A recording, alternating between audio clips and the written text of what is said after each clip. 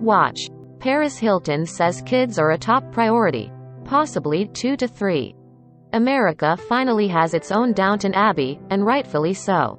On Monday, January 24th, HBO premiered the latest period drama by Julian Fellowes and, instead of taking a closer look at the British aristocracy, the Gilded Age, shined a light on late 1800s New York City, where old money society fought to keep control from rising robber barons and their equally ambitious wives.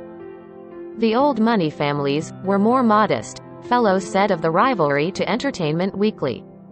They were living in houses in Washington Square that were not enormous. They lived respectable lives, and that was New York society at the time.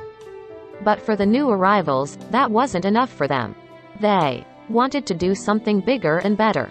They started to build these palaces on Fifth Avenue and gradually pushed further north. So you had these great rivalries between the new families and the old. And though the leading characters in Fellowes' new work, played by Christine Baranski, Cynthia Nixon, Carrie Coon and many others, are fiction, they're inspired by real-life socialites that went toe-to-toe to rule Fifth Avenue and beyond. No, this isn't Gossip Girl. We're talking about the 400, the official list that named the creme de la creme and dictated the city's high society. So, who made the list, who ruled the roost and who overthrew the old ways to become the most famous socialite of them all? We have all of those juicy historical details in the gallery below. Caroline Schermerhorn Astor. America has no royalty, but Caroline Schermerhorn Astor came as close as one could be in New York society. Ruling over the 400, Caroline, known to most as Mrs. Astor, dictated who was a part of acceptable society until her death in 1908. In short, if Mrs. Astor didn't like you, you would be ousted by high society. Not only is Mrs. Astor represented in the Gilded Age, played by Donna Murphy, but she also clearly inspired other characters in the new period piece.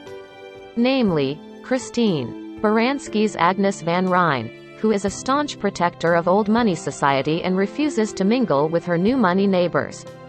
Much like Mrs. Astor, the fictional Mrs. Van Ryn has connections to the original Dutch settlers of NY, including the prominent Livingston family. Alva Vanderbilt. The Vanderbilt name is still prominent to this day. So it may surprise you that, at one point in the 1800s, the Vanderbilts were outcasts in high society, as they were a part of the nouveau riche thanks to their success in railroads and shipping. So how did the Vanderbilts become one of the most important families in New York City? Well, Alva Erskine Smith married into the family.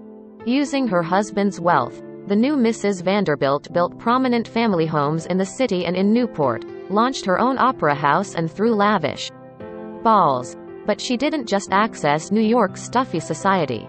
She conquered it, taking over for Mrs. Astor, alongside fellow socialites Mamie Fish and Teresa Fair Ulrichs, upon her death.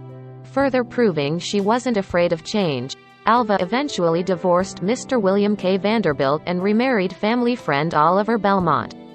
She was also an advocate for the women's suffrage movement.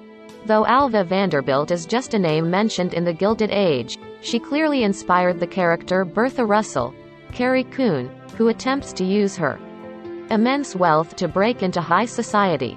William Kissam Vanderbilt. William Kissam Vanderbilt was Alva's other half between 1875 and 1895. An heir to the Vanderbilt Railroad fortune, Willie had an abundance of money and was unafraid to spend it on having a good time. Eventually, Willie's infidelity resulted in his divorce from Alva, in which she received a large settlement. In the Gilded Age, George Russell is likely inspired by the Vanderbilt men, as he's a classic robber baron and a member of New Money New York. Though, we hope he's not like Willie, as we're fans of powerhouse couple Mr. and Mrs. Russell and would hate to see them split.